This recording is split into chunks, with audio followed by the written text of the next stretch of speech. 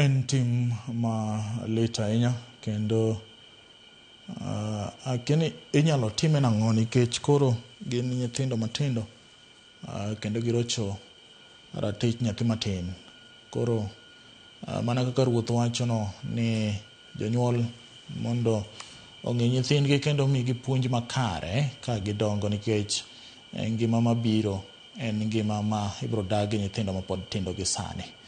Ka wadhi nyime ni jodak e gweng' ma Atemo mayudore e ward ma Kojwach e kaunti ma Homa Bay seyo piny owacho kuom keto gi tenge e chenro mar keyo pi mane ogur e gweng'gi kanyo. Kaka lipota mar Millicent Adhiambo leronwa, jogweng'no wacho ni kata obedo ni chenrono ne osidhi ka imiyo gi singo mar tiyo kode mokwongo, singo makamano pok ochopo e tim kendo nyaka sani pod gitiyo gi pi ma ok ler. Kane giloso gi Ramogi TV, jodak ma Atemo e Kabondo Kasipul e kaunti ma Homa Bay nono kaka dag pi mane ogur e lopgi e gweng'no wuok kendo kalo kadhi keyo pi e bombe ma Libamba e sama gin giwegi to gichandore ne pi maler, gima nyaka sani ikoni miyo gi chuny lit matamre gi nono. Nyaka ne gereno ladha mar pigni wakiani chal nade, pok wamodhe be wakiani chumbi diye kata sukari diye kata ene diere wakia. Koro wan kaka jodak matemo wawinjo marach. Ndathe kala kochomo Homa Bay, Oyugis, Kindu Bay, ok wanyal modhe. Koro gimomiyo mano timorenwa ok wang'eyo. Dala ma pi nitiere cha gi ka kod duse no. Temino ka ng'at moduse lope no pok oneno wang' pigno. Litnwa mokalo. E kinde ma gigolo ywak ne piny owacho mondo donjre wachno mapiyo, oganda gitielo ni onge mar pi maler ma ginyalo tiyo godo kendo modho, miyo gi midhiero e miere, skunde koda ka ute thieth ma alworano. No kadhe puothe wa kendo yiende wa nogo piny, rabonde wa nobeti, gimoro amora bao nobeti no nindo piny te. Ka waparo ni wadhi yudo pi kendo ne waling' mos ka gik moko nindo piny, ne ok wang'ur. Nyaka sani pok waneno faida. Koro pigni jomokonyo ok wang'eno konyo joma to pigni ok wanya yude yo maler.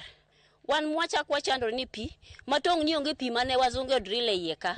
Dikoro wan matek mogik. But pi mane wazunge drill ni en hard water. Koro pi mwanyalo modho kata mwanyalo luoko go chuno ni nyaka wadwa tuo miya wach piny kachacha. Bende ginyiso sin margi ewi kaka ne otayore ndiko jotije e dag keyo pino, ka giwacho ni joma ondiki kanyo gin joma wuok e gwenge ma oko, gino mopogore kod singo manomigi e kinde gero dag pino. Koro wakwayo sirkal ging'inwa yo maber mwanyalo tiyogo, mwanyalo yudogo pigni mondo wambe ngima obede maber kaka joma moko. Kuom mano akwayo ni mondo wach pigni mondo ng'inwa go mondo wayude kaka wambe wanyalo modhe. So about the people who are working in there, we find that the individuals who are working there are from other places. Kore yudo ka otek. If they look into that matter, we'll also enable our people from the surrounding to get job opportunities from there. Kane oloso kodwa e yor simbo ng'we yamo koyango wachno, Tom Nyonje, ma en jatatije mar Homa Wasco, yango ni ng'ikruok matine mane obedo ka gisani giseketo jorak madhi nyime kod tudo odundu mar neno ni jodak malworano oyudo pi makamano. Chenro magigeno tieko kochopo dwe mar 2 higa manyien, ka chenrono okoni biro muonyo omenda maromo Sh175. Millicent Adhiambo, Ramogi TV, Atemo, Kaunti ma Homa Bay. Erokamano.